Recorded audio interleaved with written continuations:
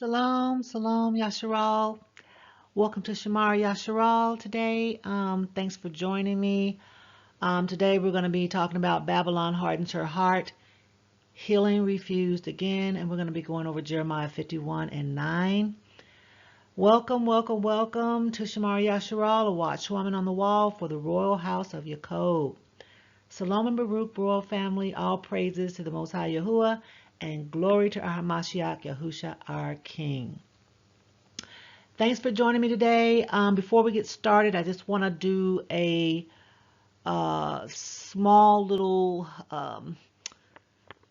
disclaimer for those that are joining me today.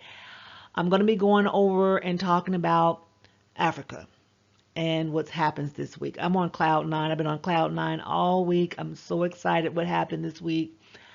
And I just have to do it. I'm not going to be long today. I just want to go over this today with you all. And I want to do this little disclaimer. If your ancestors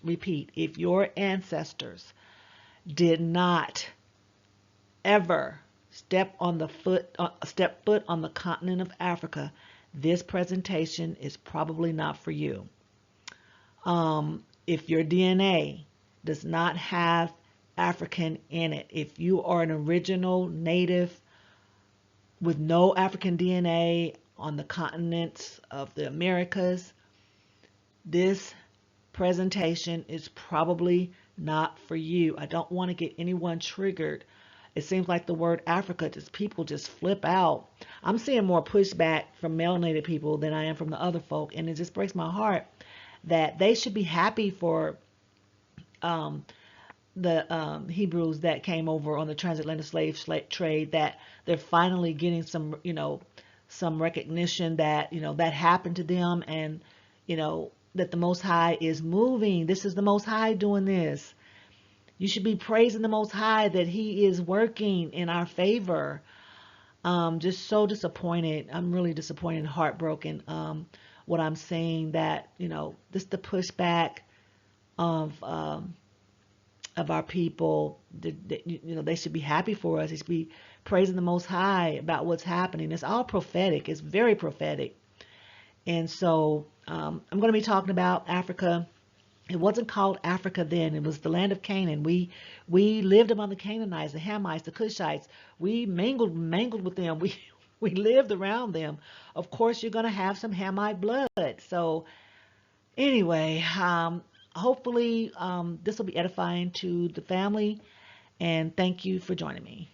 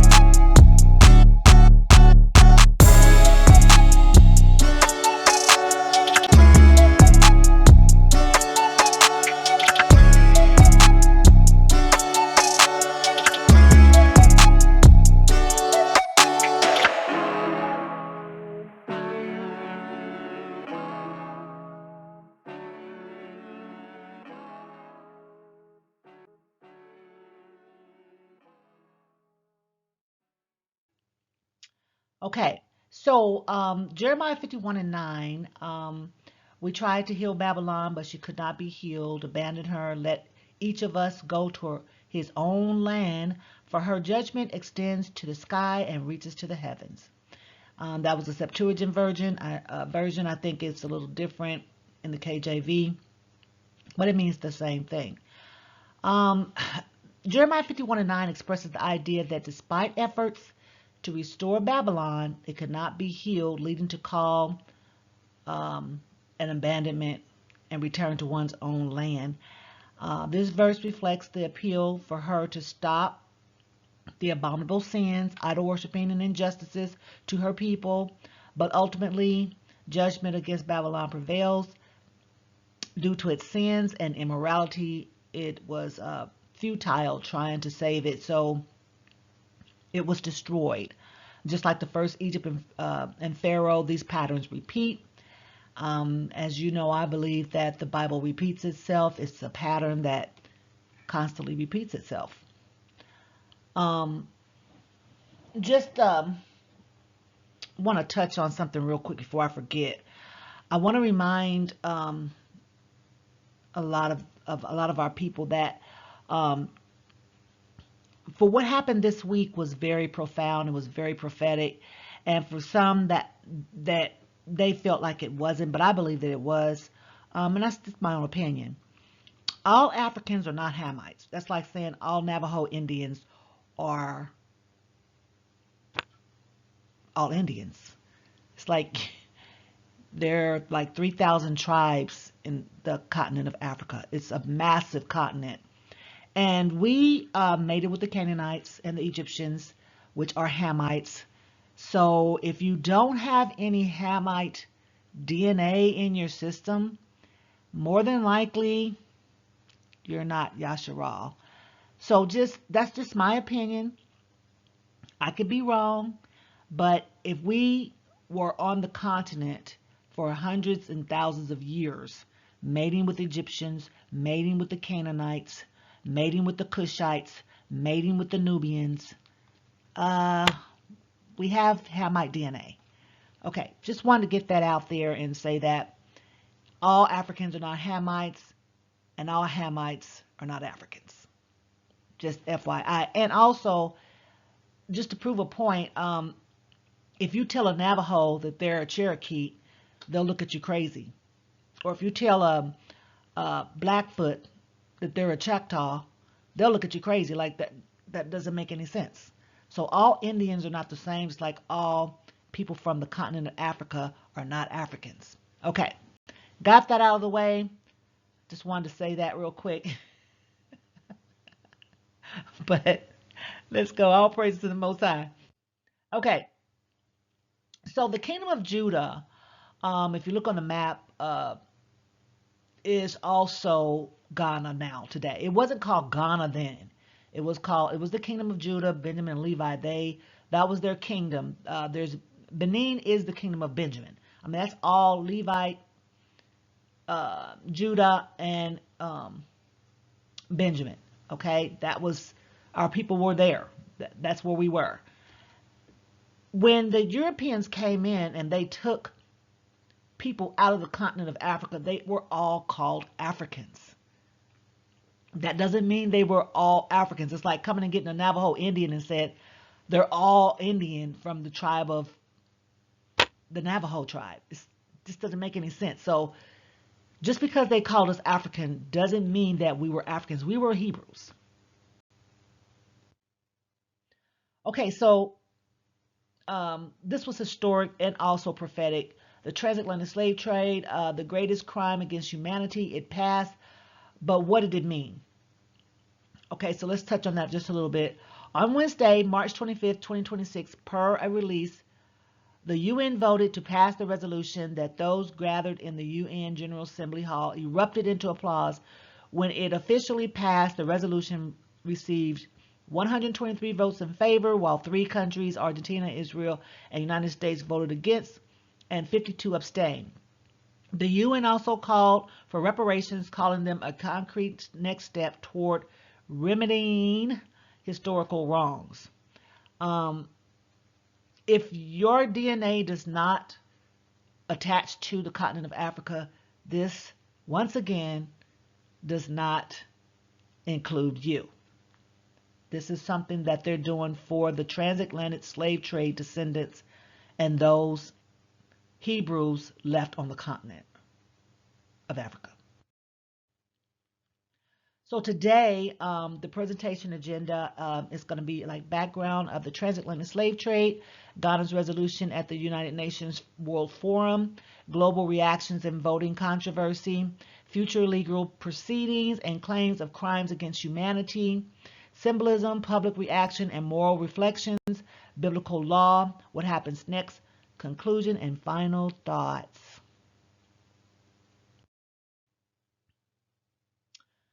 Okay, so the background of the transatlantic slave trade. The Atlantic slave trade or transatlantic slave trade involved the transportation by slave traders of enslaved African Hebrew people to the Americas. European slave trade ships regularly used the triangular trade route and its middle passage. Europeans established a coastal slave trade in the 15th century, and trade to the Americas began in the 16th century, lasting through the 19th century.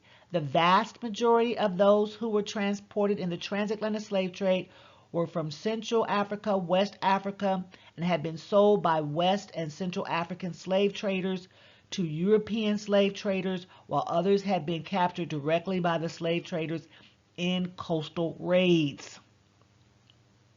In Joel 3:3-4, and I'm going to read this text right here from our sacred text. It says, "And they have cast lots for my people, and have given a boy for an harlot, and sold a girl for wine, that they might drink."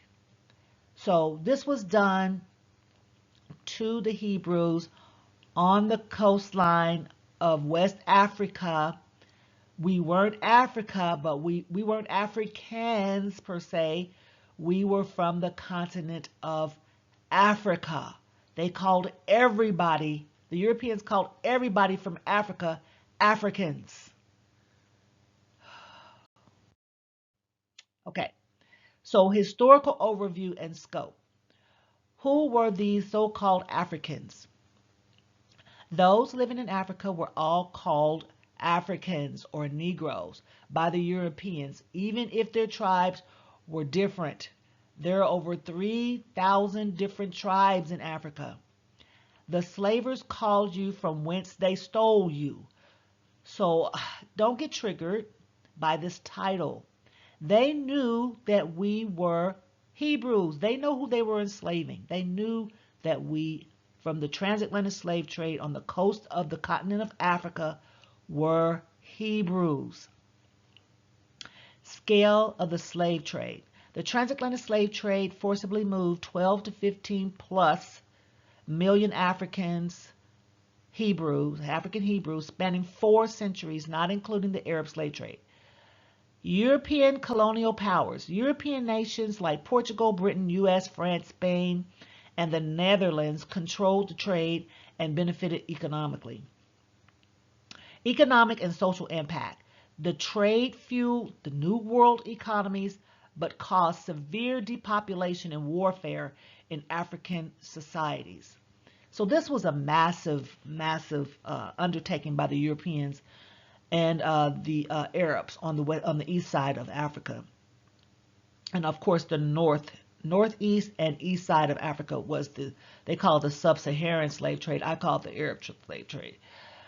I want to call it what it is. But they knew that we were the Hebrews. They took the best of the best, cream of the crop. We were agriculturalists, iron workers. That's why there were so many inventions and so vast of wealth in America, because they took the Hebrews from that area, which is now called Ghana. So I think it's profound that the president of Ghana is the one that introduced the resolution. Now I want to talk about, for just a second, someone was stating that, and I haven't seen the pushback on what happened from the other folks. I've been seeing it from our people, which I'm just heartbroken by that. But anyway, let's talk about him for just a second.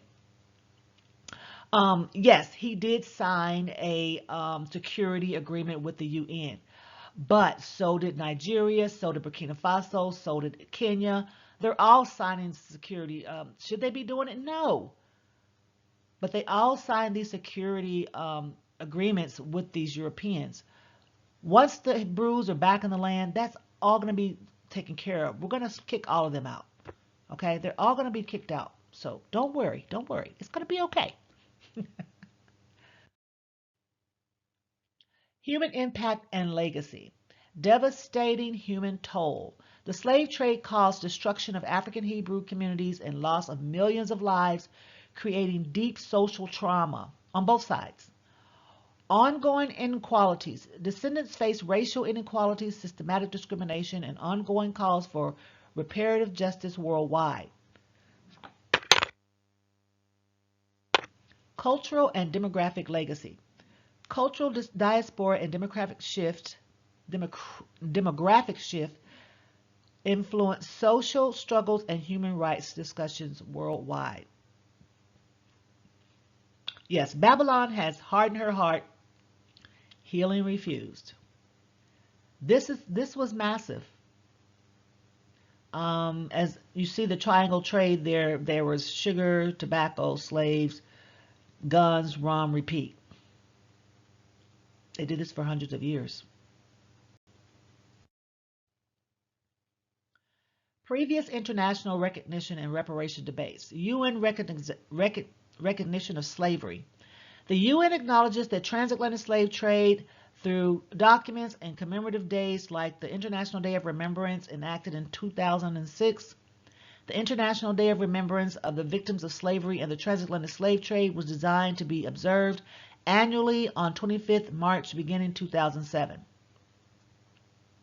Reparations debate complexity. Reparations debate involves support and opposition due to the legal and practical challenges from various governments and organizations like CARICOM, their advocacy role. CARICOM has been in this from the beginning. Shout out to the islands, man. Shout out to the Caribbean islands. Y'all off the chain. CARICOM Caribbean Communities has played a significant role in advocating for reparations, influencing international discussions on accountability and restitution. Yeah, shout out to y'all. All praise to the Most High. He's using our people on the continent, in the islands, in South America, and here in the States to bring about, the Most High is going to use his people to do this. Just like he used Moses and Aaron, just like he used Abraham, he's going to use his people for his purpose.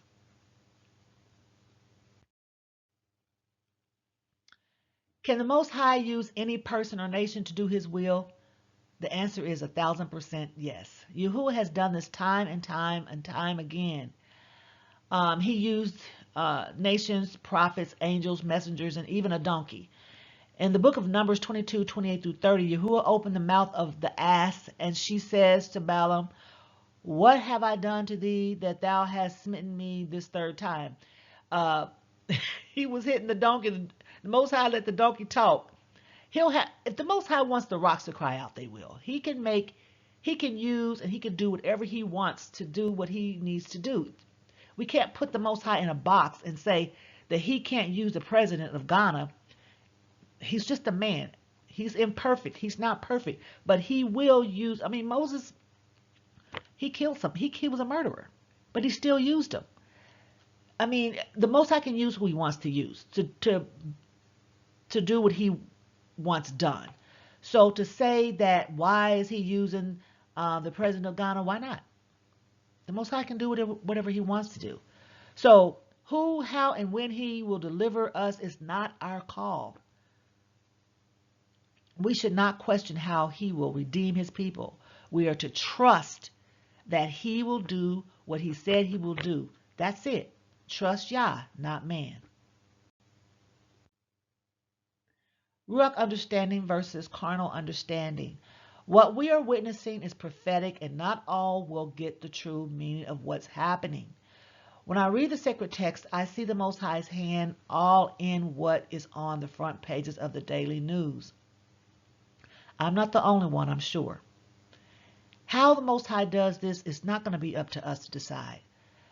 If they give us gold, if they give us silver, whoever he uses, whatever he does to bring about the change he wants, we're not going to, if he uses us, whatever he's called us to do, we are to do it. If the Most High has put the man in office that's leading America right now, then why can he choose a brother, one of our brothers out of the land of Africa to do his will?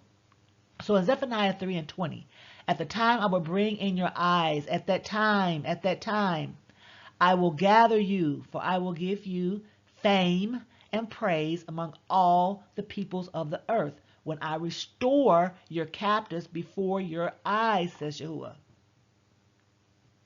This is why it's very important that we read our Bible for ourselves and do our own due diligence. According to the book of Judges, the Hebrews were in and out of captivity at least 7 times. Read Judges 2:11 through 19. It speaks of repeated cycles. Some counts consolidate brief judges, Shamgar, Tola, Jer, Isbin, Elon, Abdon, giving traditional count of 7 major oppressions and deliveries, while a literal listing of named judges yield more cycles, up to 9 or more. So we've been in and out of captivity a lot of times and delivered a lot of times. And he used different people to do it. They don't have to be from Yasharal. They could be from another people. Judges 2:6.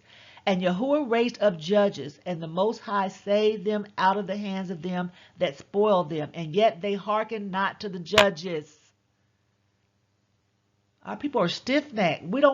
It's like somebody come to help you and you don't want the help. You pray for help and help comes and you don't want it. Oh, okay. I'm okay. Okay. How do you use your ruach of discernment? How do you use spirit of discernment? 1 Corinthians 12:4 through 12.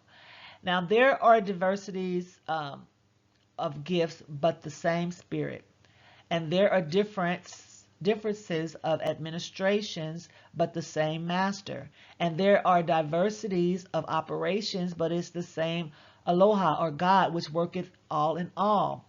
But the manifestations of the Spirit is given to every man to profit withal. For to one is given by the Spirit the word of wisdom, to another the word of knowledge by the same Spirit, or Ruach, to another faith by the same Spirit, to another the gifts of healing by the same Spirit, to another the working of miracles, to another prophecy, to another discerning of spirits, to another diverse kinds of tongues, to another the interpretation of tongues.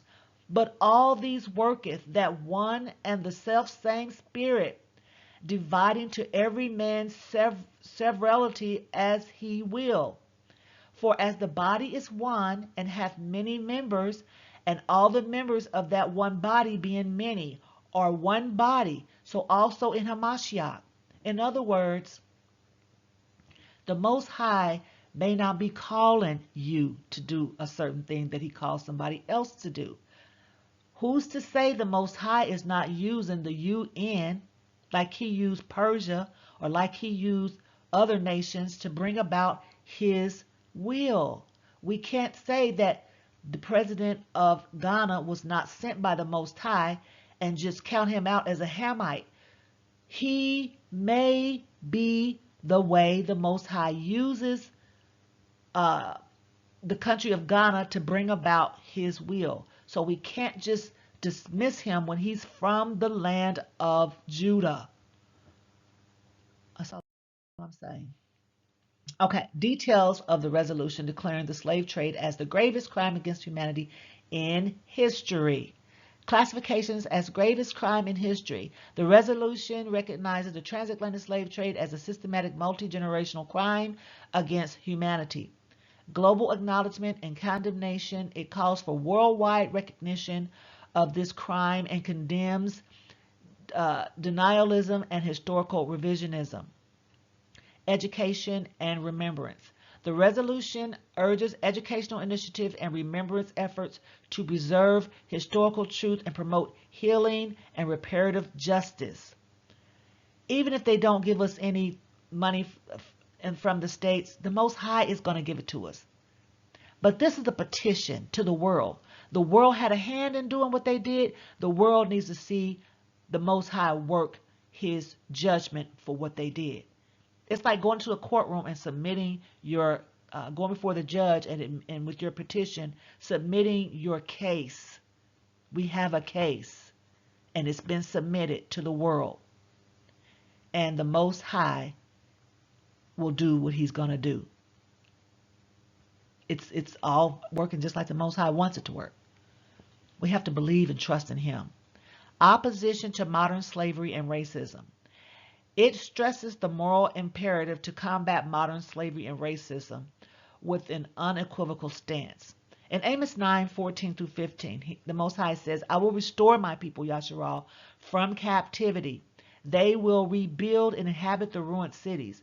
They will plant vineyards and drink their wine. They will make gardens and eat their fruit. I will firmly plant them in their own land, never again to be uprooted from the land that I have given them, says Yahuwah, your Eloah, your God.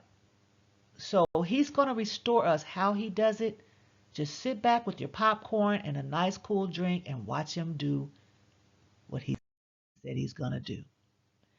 Ghana's motivation and leadership role. Historical significance.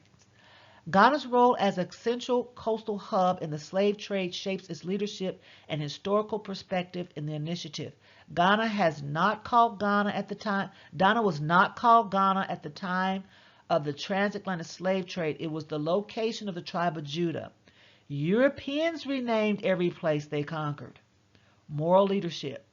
Ghana asserts moral leadership by presenting resolution focused on justice and historical reckoning on global platforms or worldwide platforms. This is why this is where they came to take us, and this is where we'll return for our gathering, in my opinion, according to Jeremiah 29:14. Grab your Bibles. I'm going to be giving you some scriptures to look up. Foreign policy alignment. Ghana's initiatives align with this foreign policy, emphasizing human rights, development, and united African solidarity. Africa was not called Africa. It was renamed. That was the land of Canaan, or the Hamites. And the Most High gave us that land. That's in the Bible. So we were right where we're supposed to be. Text and symbolic importance of the resolution. International acknowledgement. The resolution acts as a formal international recognition of historical crimes impacting modern society. Historic milestones.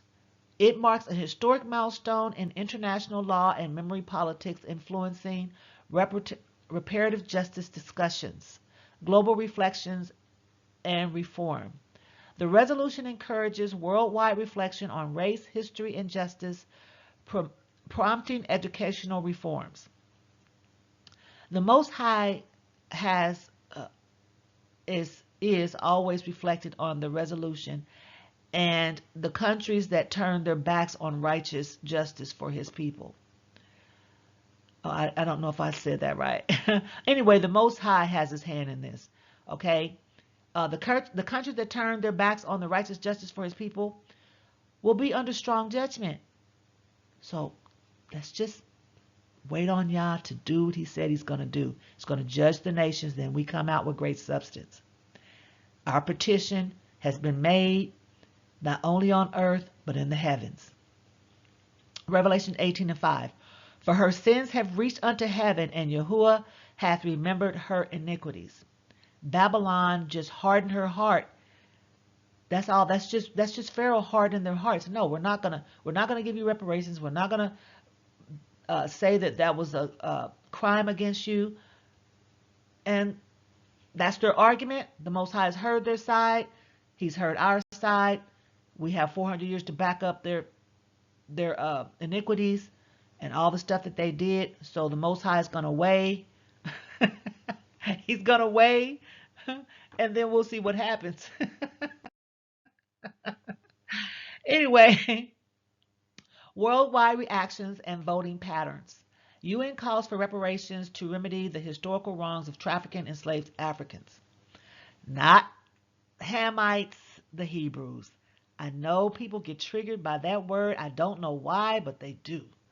We were from the continent of Africa. That doesn't mean we are quote unquote Africans. I have to keep saying that.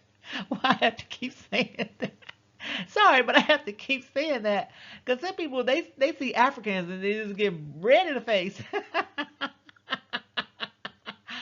Anyway, UN passes resolution naming slave trade gravest crime against humanity. The Guardian says that UN votes to describe slave trade as gravest crime against humanity. They're going to keep saying this because it was the greatest crime against humanity. The Most High knows it. He saw it. He's watching, and he's taking the note. The angels are writing it down. Positions of the United States, them and Argentina. United States reservations. The U.S. votes no. That's also written in the heavens. They said no. And those crows, those black crows came down over that land. You know what I'm talking about. On the same day they voted no. You don't think that's most high? Okay, anyway. I'm tracking myself up today. Anyway, they did not support the resolution and expresses concerns about the political liability claims. Israel's affirmative vote. Israel votes no. Oh, I hope they like those crows. Anyway, Argentina global justice support. Argentina votes no, states that the resolution reflected engagement with global justice despite limited historical ties. Now, they say Argentina had limited historical ties, but that's what my research found that they have limited historical ties. However, that is the hub for the people that enslaved our people, that had owned the ships, and they had a huge, huge hand in our enslavement all over the world. James 5:4-6. Behold, the hire of the laborers who have reaped down your fields, which is of you kept back by fraud. So I'm going to read that again. Behold, the hire of the laborers who have reaped down your field, in other words, your slaves, which is of you kept back by fraud, cries. In other words, they cry. We cry out. And the cries of them which have reaped are entered into the ears of Yahuwah, Sebaoth. That's why they cry out to the Most High. He hears our cries. You have indeed lived in pleasure on the earth and been wanting. You have nourished your hearts as a day of slaughter. You have condemned the just, and he does not resist you. So he's not going to resist coming against you. As we saw the sign of the crows that day, that was a sign from the Most High. Just FYI. Abstentions from the European Union, United Kingdom, and Eastern European states. Historical accountability sensitivities. European abstentions reflect on colonial error, accountability, abstaining lest the bloc avoid exposing those internal rifts. Member states may fear opening legal pathways to mass reparations or liability claims that could produce costly litigation or unsettled obligations at home. Economic and legal concerns. Concerns over legal repercussions and economic interests influence voting behaviors in multilateral forms. Money for war, but not for crimes of war. There is no statute of limitation on what happens to the children of the Most High. The Most High, there's no, it doesn't matter that you abstained. That's a no in the Most High's eyes. Because the European bloc or the NATO bloc, the EU, the NATO bloc, you all were massively involved in the transatlantic slave trade. And just because you abstain, because you're afraid of costly litigation, it's still going to cost you. But it's going to cost you more than money. The penalty according to Yah's court. Jeremiah 51:56, for a destroyer is coming against her, against Babylon. Her warriors will be captured, and their bows will be broken. For Yahuwah is a Eloah of retribution. He will repay in full. That actually says that. In Jeremiah 51:56, it actually says that. Babylon will pay.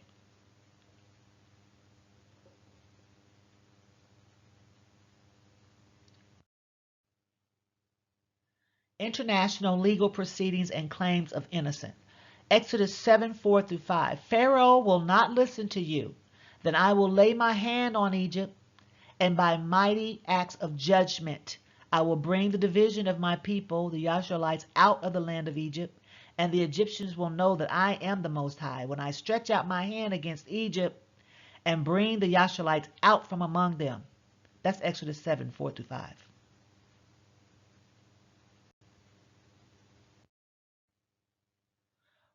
Will the European nations be brought to the world court? State responsibility for historical crimes examines legal arguments regarding European nations' accountability for colonial era offenses and their implications. Jurisdictions and sovereignty issues. Focuses on debate about the court authority over sovereign states and judicial challenges. Reparations and historical accountability. Highlights dialogues around reparations and the impact of accountability on international law precedents. Reparative justice. What does that mean? Because that's what's in that. Resolution.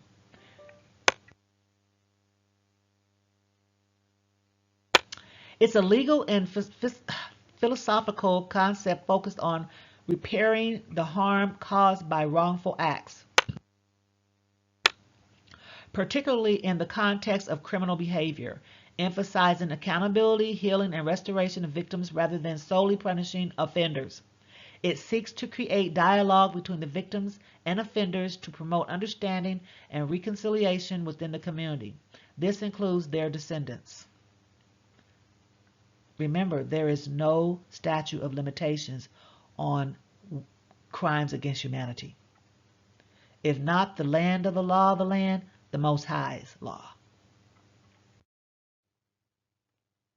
Statements and defense claiming innocence. Statutes of limitation defense. Some accused states claims the statute of limitations bars legal action after a certain time period, complicating accountability. Exodus 3:21-22. And I will give the people favor in the sight of the Egyptians, and it shall come to pass that when ye go, you shall not go empty. We're going to win this case. We've already won it. Absence of legal continuity. It doesn't matter who brings the case.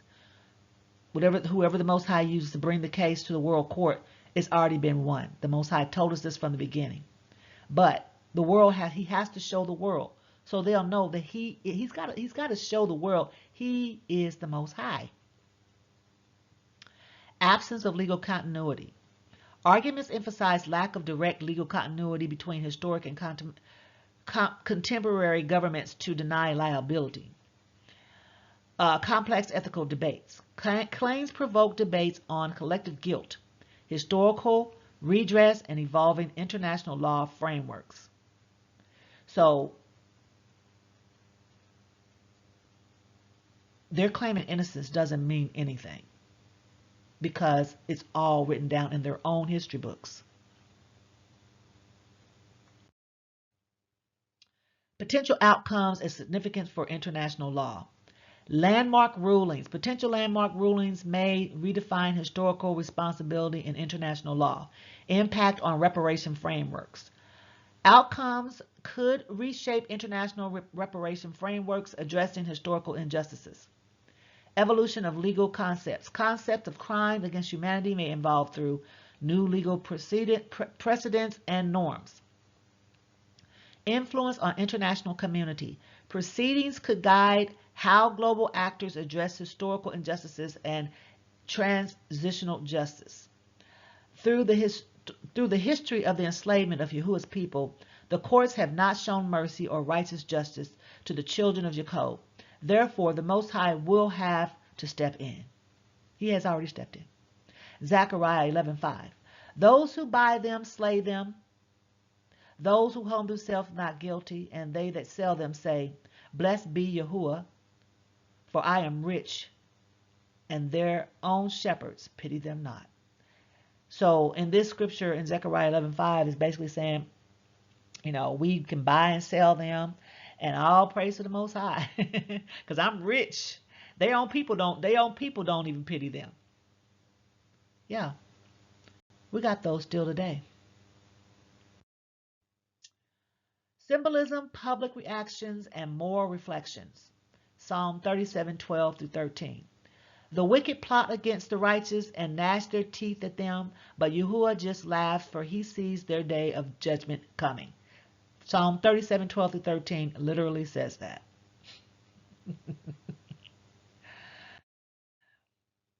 Biblical law interpretations. Petitions has reached unto heaven. What happens next? 1 Timothy 1:9 through 10. We also know that the law is made not for the righteous, but for the lawbreakers and rebels, the ungodly and sinful, the ungodly and irregulous. Irreligious. I guess that's what that says.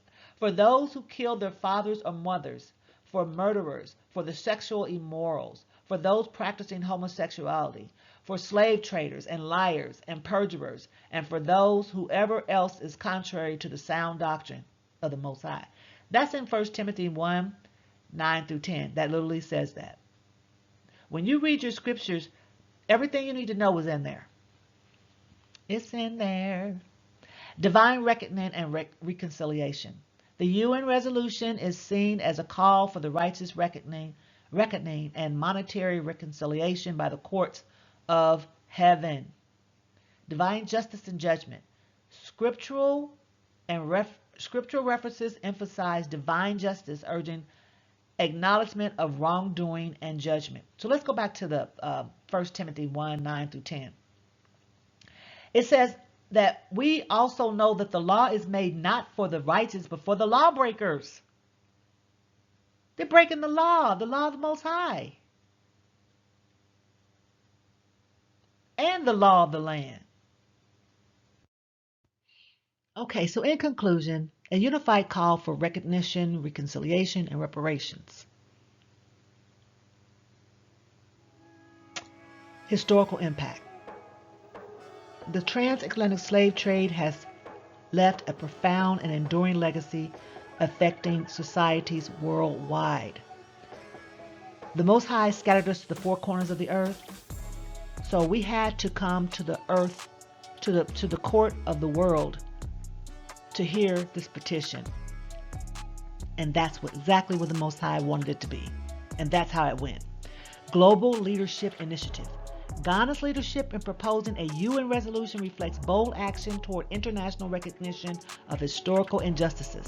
The Most High gave us a representative to bring our petition before the nations for the entire world to see. Our petition has reached heaven as well. Yahuwah knows that real justice will not be served on earth, but when he gives us justice, no one can say that they didn't know, and no one will be able to take it away.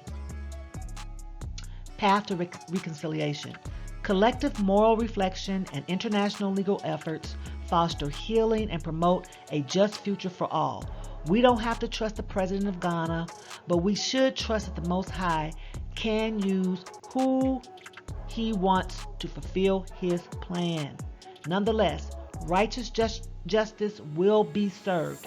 Genesis 15:14. But I will punish the nations that enslave them, and in the end they will come away with great substance. We have to trust the Most High. He means what he say, and he does what he means.